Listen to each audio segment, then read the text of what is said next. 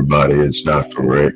Hey, hope everybody's getting off to a great start. I actually started my week on yesterday, setting up everything, alignment and schedule for this week. But I hope again that you've gotten everything off to a great start. Today is Monday, so that means it's Money Monday, and we are going to talk today about. We're going to talk about multiple streams of income and how you can create revenue online. So I'm going to give you the top 10 revenue stream ways to make revenue, and I choose these top 10 because these are ways that I have done it multiple times in my life, and they are viable. They are replicable, meaning that you can reduce it and do it over and over again. They are proven. They've been there for a long time. They're not going anywhere. They have built a strategy that you have a way to do that. And so what I'm going to do is, first and foremost, I want to quickly define the word business. What is a business? Because you hear, I want to start. Hopefully the video still isn't choppy. I'm showing a strong signal on my end. If anyone else is seeing that the video is choppy, please chime in. But what I want to do is first, before I start talking about these 10 ways that you can make money online right now, to create multiple streams of income, to hedge your primary source of income, or to completely shift directions and trajectories in what you want to do. It's all up to you. Before I do, I want to quickly define what a business is. A company is just the name that you name your business and the structure of how you're going to operate that business. And I think sometimes we get those confused and we complicate the matter. I want to simplify the idea of a business. A business is simply the mechanism through which you provide a solution or meet a need for someone who will pay you for your services. So in essence, a business is your ability to solve someone's problem and meet their need. I'm in the problem solving business more than the need or the desire business. Every now and then I'll get involved in something that's driven by desire, because desires shift. People demand things on desires, and then the next hot thing comes out and this thing is no longer hot, so it's not desired anymore. So unless it's Air Force Ones, Michael Jordans, or some high level thing, it's the next thing up. And just keeping up with that is way too much. I like to find things that are solid, that I can hang my hat on, create consistent and steady income, and move forward in that way. But basically, here's how you go about establishing a business. Number one, find a problem that needs solving.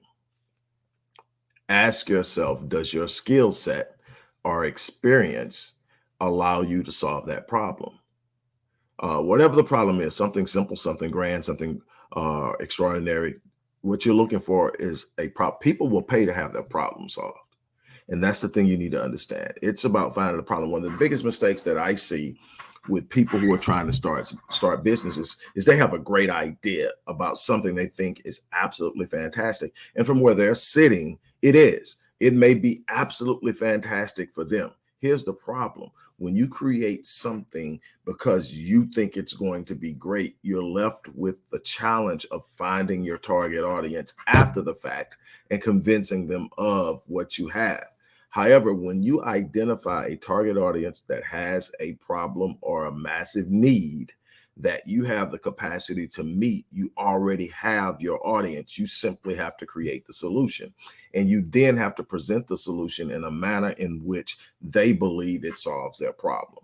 And then when you do get the opportunity by them hiring you, paying you, buying your service or your product, You want to make sure it delivers on the front end, and you want to keep the customer service and the quality of engagement and the quality of the experience up, because the first thing is solving the problem. The second thing is the quality at which it is done, the quality of the product or service, the quality of the experience. Customer experience is real huge right now. That's one thing the internet did and social media did, is it created a higher level of customer awareness. Customers are now more educated, so they're expecting an experience. They don't just want the end result. They want to enjoy the process. And so they want to be able to know when they call, they can get you. When they email you, they can get you. They want to know that it does this, and they want to enjoy the experience. So you have to create the experience and the solution, but it's doable. It's all conceivable. It's about concept. And that's the first thing. We do concept before structure. Everybody's talking about LLCs and C Corps and S Corps and all these different structures and everything like this. And you don't even have the concept. The concept will give you an idea of how to move and how to structure your business so that you can operate it, but you have to first come with the concept. So then you have the problem solved, the quality, and then here's where it comes in. Every person on this planet is unique. Every person has a unique personality, a unique temperament, a unique way of moving. No matter what your shared backgrounds, you're going to have a uniqueness about you. It is that uniqueness that causes you to stand out. It sets you apart. We work so heavily and so determinedly to be like everybody else that we lose our capacity to be valuable to the world, because everybody is a replica or a carbon copy of another person. Be yourself, because it's in the uniqueness of yourself that you create an experience that people can only get with you.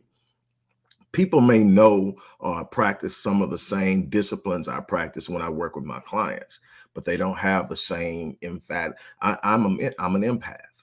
I'm an empath, and I'm a person who views things. I have an innate ability to view things through the lens of the person I'm dealing with. So I feel where you're coming from. I'm never coming from a judgmental perspective. I'm never coming from a platform of perfection. I'm always coming from, hey, I see where you're at. Let's go where you want to be. And I know how to get you there. Well, that unique experience and the way that I do it, the way I talk to my clients, the way I communicate with my clients is unique to me, because it's my personality. And you can build that brand and that culture around something as big as you want to build it. And that's the uniqueness. Why is it so important to get that? Because the moment that you have that uniqueness, anybody that wants that experience has to come to you to get it. At that moment, you write your check, whatever the number is. If you want to work with me, this is what it's going to cost you, because you can go anywhere you want to. And yes, you can get it cheaper, but you don't get me. You don't get what I produce. You might get a replica of it. You may get something similar to it, but you don't get that. Now, if you're okay with that, that's good. But I'm looking for the people who are looking for me. And you have to have that ability to understand that, because you're never going to convince everybody to come to you. And that's not your job. Your job is to focus on what your target audience. So I just wanted to kind of give you a brief definition of what a business is. So then there are so many different ways to reach people on business. So I'm going to tell you a little story, then I'm going to give you these. And I've had a blessed life. When I say blessed, I want to be very clear in here. It wasn't some favor that God throwed on me and just said, because I like you, I'm going to give you this. It was because of me understanding the power of faith and aligning myself with God's purpose for my life and really pursuing things and believing that I could have them, that allowed me to achieve them. It was hard work. It was consistency. There were setbacks. There were delays. There were frustrations and disappointments. But it was the persistence and the resilience and the focus and the commitment that produced these things. Well, back in the day, some years ago, I mean, I had it going on, did international relocations. I expatriated and repatriated high-level executives for different companies. I mean, companies like Flora Daniels, EDS, Nortel, Unical. I expatriated, I repatriated the longtime conductor of the Houston Symphony back to France once he retired. I did that, and the biggest thing I probably remember is I'm the one that repatriated all of the Enron execs when the company collapsed. They actually brought me in, and I did that, and that was large undertaking because they had executives all over the place. And I was the one responsible for bringing them home and getting them set up and giving them their severance package. And I did that. I had a luxury car leasing business. I had a moving company. I can go on and on.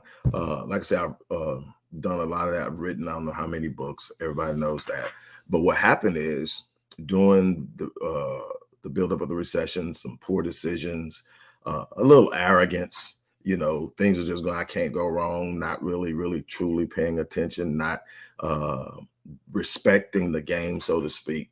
And I took a heavy hit and I got knocked down. And when I got ready to get started again, I was convinced that the internet was going to be the way that I was going to reestablish and rebuild my business and start, because I was basically starting from scratch. I mean, I took major hits and lost a lot, and that's why I tell people, look, and the beautiful thing about it is once you've done it, you can do it. But that first time around, you got to understand and believe too. But anyway, I said all that to say, when I decided to start off, I decided, hey, this internet is something. You got to remember when this is happening, it's in its infancy, so to speak. The internet's been around for a while, but social media is just jumping. And so I'm going like, hey, that's a way to promote. That's a way to actually do research and understand what people are thinking. And that's how you're being studied on the internet right now. Everything you post is telling some company, some entity, something about you. And they're studying it. I literally download all of my interactions on every I have multiple Facebook pages for multiple businesses, and I have my personal profile. I download them all and I categorize them and I save the data because I can use it as research. I can study different groups. I can study what's going on in communities. I can study violence, but I can also study business, revenue, and all that. And that's what they're doing to you. And they're doing it on a grander scale because they have more resources to do it. But I realized, hey, man, this is a place to do this at. So I started. And when I started from scratch. So I had to start building some things. And a lot of every last one of these things that I'm going to read you aren't the only things you can do, but these are things that I've done personally. So I know they work, and you can actually get out there with little to no startup capital and start doing it. So I'm going to start giving you these top 10. I'm going to give you a bonus. I'm going to give you 11. And there are more, but I'm going to give you 11. I think that's enough to start with. Number one, blogging. People don't understand that there's still money in blogging. Yes, we're in an age where everybody's watching videos, but I'm telling you, written content still has power. Number one is it's still a driving force in how Google ranks and power ranks its pages for searches. It provides information, and reading words are always going to be there. In written form is going to always be a way to descriptively give. And people still read blogs. People still go and research blogs. It's going to be received if it's well written and it's written in a professional context. It's going to be received it's going to be given more of an authoritative weight than the video. It just does. If you can write well, you're going to get more respect for what you wrote than what you said in a video. You simply will. But you actually, now here's how you make money on a blog. A number of different ways. If you have a blog and you're driving people to your blog, people are actually reading your blog and your numbers are going up. You got several ways. You can do Google ads. Google will actually place ads of other businesses on your site automatically. You just have to put some code in, real easy, real simple, and you will get paid as people click on those ads. You can also do sponsorships where people will come and pay you to place their ads directly. You can do collaborations. You can promote and sell your own products, promote and sell other people's products, all on your blog. You can monetize it that way. You can complete online surveys. Now, this one is tedious, but this is one of the ones I did right off the back, and I'm going to tell you, it's tedious. Doing online survey after online survey, answering questions and all of that stuff, it becomes tedious, but it's a way of generating revenue, especially for someone who may need to get started and you don't have anything coming in. That's a way to do it because there's plenty of surveys for you to take.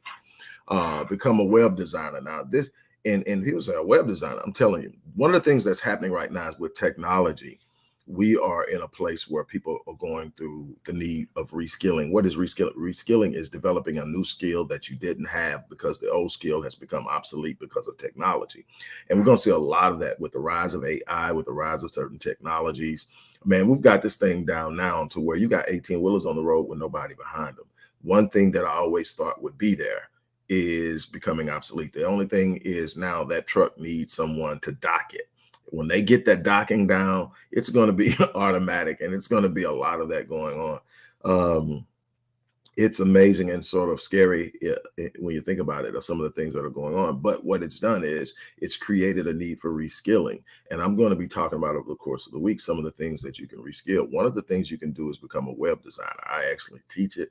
The need for understanding coding is minimum, but what coding you do need to understand, the basic HTML, source coding and things of that nature, you can learn quickly. But most all platforms now allow for you to build from themes, and building from themes allows you to do that. But you need to learn how to propagate the website after you do it. You need to learn how to streamline and be very attention to detail and all that stuff. But you can learn that. That's something you can learn. So becoming a web designer, it's definitely one of the things that is going to be out there, is reskilling. Coding and a bunch of other things. Copywriting is always going to be there, and we teach copywriting, by the way. But anyway, write an ebook. If you have a skill or knowledge about anything that is valuable, write an ebook. Now, here's the beautiful thing about ebooks. Ebooks can be used in a number of different ways. Normally, when I write an ebook, and I don't count my ebooks in my count of the books I've written. I put them down as informational guides, but they're ebooks. And the one thing that I love about them is the way you can use them. Most of the times, I give them away as free downloads, or very cheap, $3, $4, whatever. But what's on the inside is plenty of information and links to my more pricier packages and products and things of that nature. So you go in and you read this stuff. It teaches you what you need to know, and it's actually helpful. But at the same time, it's saying, okay, this is what you're learning, but if you want to go to the next level, you need to click this link. And then before you know it, you can produce revenue that way. So it's about getting information in front of people and then providing them with relevant information. And I think the key in anything that you do online is going to be relevance. Are you providing relevant information, whether you're blogging, whether you're doing video blogs, which is another thing after writing in, but you can launch an e-commerce site. E-commerce site. This is number 6. E-commerce site is where you have something set up and you've got products to sell. Now, my favorite e-commerce platform is Shopify. I have my own e-commerce site on one of my processing sites, which is Square, but I also have it duplicated on Shopify because Shopify does a lot of different promoting and collaborations and things like that. So you get more traffic on Shopify.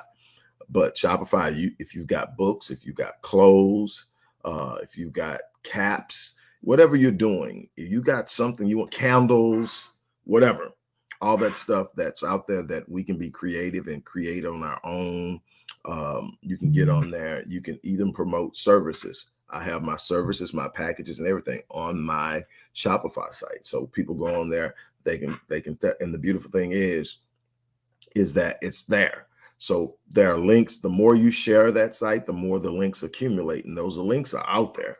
And as long as that site is active, those links are live. So if you put the link in an article, that's another reason to blog, because you can link to other things that you're promoting in the article, and people will see that highlighted word and wonder what it is. And some people click on it and they go to it. There are all these different ways that you can increase your revenue. So an e-commerce site, become a virtual assistant.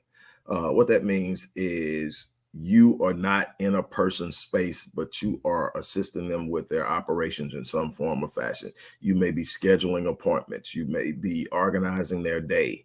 You may be pre-interviewing their clients or whatever.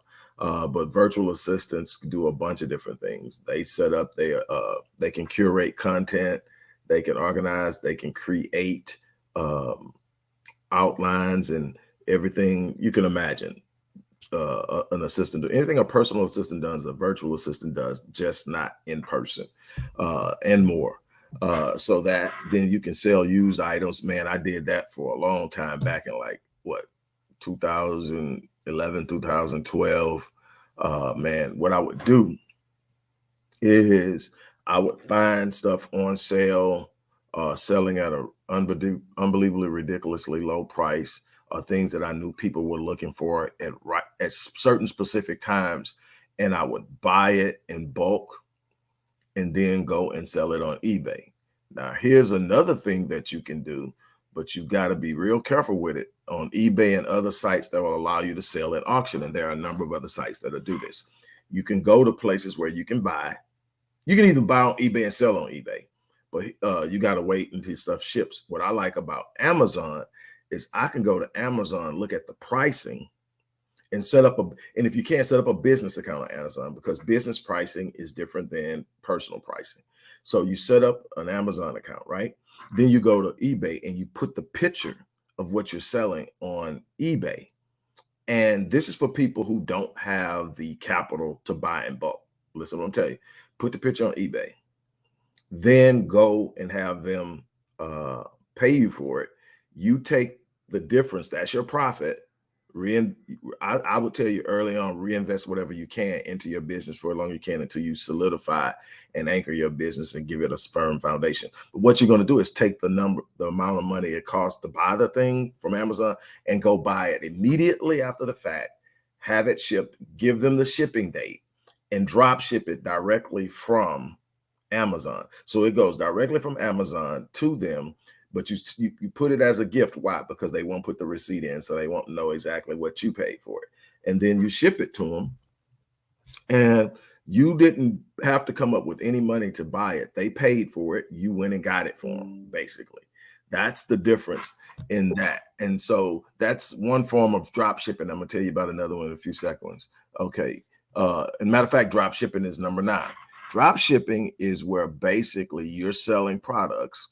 And a lot of times these products are going to be from manufacturers overseas, whether it's Qatar, whether it's China, Malaysia, Indonesia, Balikpapan, and Jakarta, all of these different places that you can get manufacturing at a small, pennies on dollars. Well, most of the manufacturers have the vast predominance of America's goods are made in China. Small little nick, all that stuff like that. But what happens is you just simply set up and you create an account with a company that manufactures, and they got drop shipping companies actually in the US. So you got drop shipping companies in the US, and what happens is, or China, whatever. Now, the thing is with China, you need to make sure your clients know it's going to be a delayed process because this stuff is being predominantly shipped on vessels, and that could be anywhere from 2 to 3 to 4 weeks, depending on the route the vessel is taken and the port that it's going to arrive to, clearing customs and all of this stuff that has to happen. And you'll learn about all of that. Actually, this was easy for me because I knew about customs clearance and sea shipments from doing repatriation and expatriation of executives, because you have to send their household goods 2 ways. The most important and relevant stuff that they're going to need immediately, it goes in an air shipment. Their household goods and the stuff that they can wait on for a while goes on the sea shipment. And the sheet tracking, whether it's Maersk, whether it's P&O, Ned Lloyd, all of those different things, they are, they have basic shipping routes and schedules, and basically after dealing with it for a while, where it's coming from, how long it's going to take to get to the port it needs to get to in order for you to have it drop shipped to who you're going to have it drop shipped to. But you need to be very aware of that. But what you do is, in drop shipping, you create an inventory. Your inventory are the things that you're going to be selling that the manufacturer makes, but you're never going to keep the inventory. So you don't have to have a warehouse. You don't have to come up with money up front to be able to buy the inventory. You're simply selling it. And what happens is they're going to actually put your name on the label because you've got an account with them. So it's going to say that it's so-and-so and so's bikes, or so-and-so and so's caps, or whatever your name of your business is. It's going to be your label, your logo, but it's coming from them, and it's going to be drop shipped from them as if it was coming from you. It's called drop shipping. And you can do that. And another thing is white labels. White labels are what you see a lot of these people coming out with their own nutritional supplements, coming out with their own things of that nature. There are companies, food companies, that literally create products which are known as white label products, meaning that you come in, you tell them what kind of nutritional product you want, what you want it to do, and they give you their particular proprietary blends, and they allow you to license it through their white label licensing. And you put your name, your brand, your picture on it, and you say, look, man, I've got this great protein shake. I got this great, and it's called white label. And if that's the thing you want to get into, you can get into that, and you can have that done, and you can ship it and sell it and promote it, do pop-ups and all of that good stuff, but you promote it online. And then there is the big one, affiliate marketing. Affiliate marketing, I love it. I did a lot of it. I still do it now because it's so easy, because I have all these platforms that I can simply drop a link in, something that I've got, and that link is there. If somebody sees it, they see it. If they don't, they don't. But if they see it and they buy something, I get a commission. That's what affiliate marketing is. Affiliate marketing is getting paid to promote someone else's products or services. So, you know, Amazon has an affiliate marketing program, and most of the big ones have affiliate marketing programs. And you want to find the ones that play. There's another one called ClickBank. It's all digital products, and it's all in areas that people are really excited about doing something with. And you can promote it, you sell it, you get a percentage of it. And then the real good ones have these upsell and downsell funnels. So basically, once somebody clicks your link, like for instance, if you share a link on Amazon, Amazon uses cookies to track that link and that customer. So if a customer clicks, I think Amazon's link track on any particular affiliate goes 30 days. I could be wrong. It could be 30, 45 days, but no, I think it's 30. But what happens is you share a link to a product on Amazon. Somebody clicks the link, they go there, but they don't buy that product, and they log off. Amazon tracks their IP address every time they log in. And if they buy anything, unless they use another affiliate's link, but if they buy anything by logging back into Amazon within that 30-day period, you still get credit for the sale, even if it's not the link it's not the product that they originally linked to. So that's one thing. But then you have other places that will do upsells and involve you in upsells. So say, for instance, you're selling a meal prep guide, right? And it's $7, and you promote it and they buy it. Okay, they do the meal prep guide. Then in the upsell, there's a machine that allows them to do their meal preps, and they buy that, even though you didn't promote that, because it came from your initial referral. You get a percentage of that, and then the next, and they'll tell you how many levels of the upsell you get involved in. And so all of these different things are out there. So there's no reason not to start. And if you notice, none of the things that I mentioned was my dream company or my dream job. This isn't about starting your passion. This is about funding it. This is about creating revenue from things that work. None of the things here were what I was doing. My whole thing was I was going to help people change lives through my knowledge of psychology and other disciplines like neurolinguistics, programming, transformational vocabulary, embodied cognition, metacognition, and a bunch of other things that I've mastered to help people change their lives. That was my goal, but I had to get to a place where I could build that out, have enough stuff out there. It funded me building my my publishing company. Most of my books are published through my own publishing company. I've also published other authors, both fiction and nonfiction. And I do that. I also teach people how to author and become it. But that publishing company was funded by me doing that and creating that. So I was able to fund my passion for writing and create a path where now I get paid through my publishing company. I get paid for the sale of my books. I get paid a percentage of what I do in publishing other people's books. And I do real good publishing contracts and splits and royalties.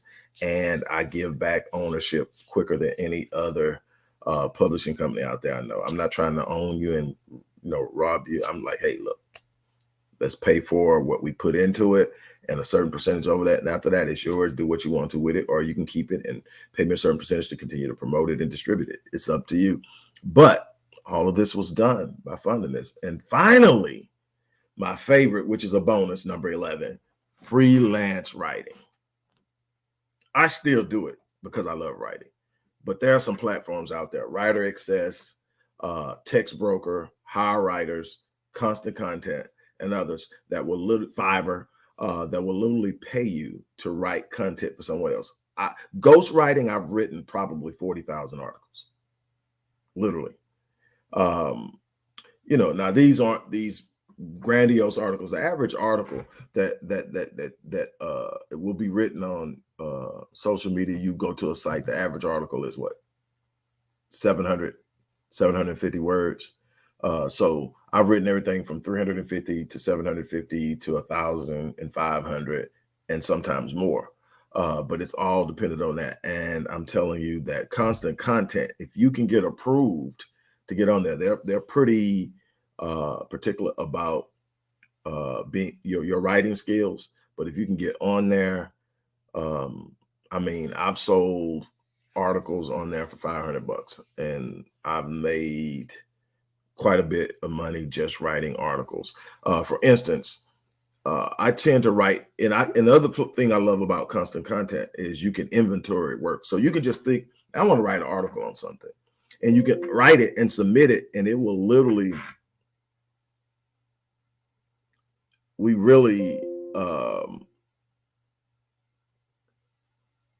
you can write it and you can put it in the inventory. And once you submit it, they're going to have it edited to make sure it meets their standards, and then they accept it. Now you can write for somebody, meaning somebody can come along and say, I want this, and you can accept that assignment and write it. And when it gets approved, they pay. Or you can just write stuff based off of what people tend to like and what you tend to like to write about, and put it in your inventory. And eventually someone comes and looks and sees it and purchases it. I mean, I'm sitting up, I'll be sitting up at any given moment and look up, and an email notification pops up in the right of my computer and says, you just sold an article, blah, blah, blah. And it'll tell you which article it is. And you get to set the price for your article. So on average, my 1,000-word articles to 1,200-word articles was $150. It takes me to write a 1,000-word article probably about 15 minutes. I can type over 100 words per minute. So in 15 minutes, I do that. Now, obviously, if you got to research something and you got to do that, it's going to take you a little longer. And the more efficient the more you do it, the more efficient you become. So again, that is, I think, the last one, freelance writing. So I'm going to go ahead and leave it there. But there are so many different ways that you can be online making money. And that's why I created the 7-day online business launch course, because it shows you step by step how to do this, how to set up a landing page, how to create a website. And here's the beautiful thing. A bunch of these things you're going to learn how to do are going to actually become other businesses. Once you do that website, now remember, you're creating multiple streams. This isn't a one-time thing. Once you create that first one, you get it up and going and it's making money, create another one. And after doing that a few times, you're going to learn how to do a lot of this stuff that you can now charge people to do for them. That's the way I learned a lot of this stuff. I do websites. Myriad Business Solutions is all the things basically I learned how to do setting my own self up and became efficient and effective at it. Now I do it for other people through Myriad Business Solutions, which is another one of my businesses. But it all started with pursuing this. And so I created this because that 7-day online business launch course is simply the blueprint that I use to do all this stuff. All this stuff that I gave you, I've done it. And I've made money doing it, or I wouldn't give it to you. So this isn't something I just went and got from somebody else and brought to you. I'm saying, hey, look, I'm over here doing this. Let me show you how you can do it. Let me tell you, there's no get rich quick scheme. There's no magic in it. But when you put in the work, it returns. That's the thing. So again, if you really want to learn this, what I'm going to do is the link to the 7-day online business launch course that will let you use any of these or others is in there. What I'm going to do is I'm going to personally onboard you, which means that A session that's normally $500 is going to be free to you. I'm going to sit down and schedule you before you start the course to get you set up. Then I'm going to schedule a session after the course to make sure you have everything understood and ready to go and get you going. And I'm going to stay with you until you get your first business up and actually get your first sale. That's the thing I'm going to promise you. So you're talking a lot of value in that. I'm going to give you the blueprint. I'm going to set you up before you take the blueprint so that you can have a context of everything you're going to encounter in taking this course. And when you finish the course, I'm going to come back and say, okay, what do you see? What is it you want to do? First step, let's do this. We're going to do everything that you need to do. We're going to get you up and get you going, and we're going to stay with you until you get your first sale. And then after that, you should be able to do it over and over again. Any questions you have when you start the second phase of doing the next one, reach out. We got you. We're going to get you going. We're going to make sure you're successful. On that note, look, I'll say this. You are only going to be able to invest. I mean, you're only going to be able to get what you invest in yourself. If you don't invest in yourself, you're not going to get much in return. Matter of fact, you're going to end up having other people drain from you your resources and enrich themselves off of you.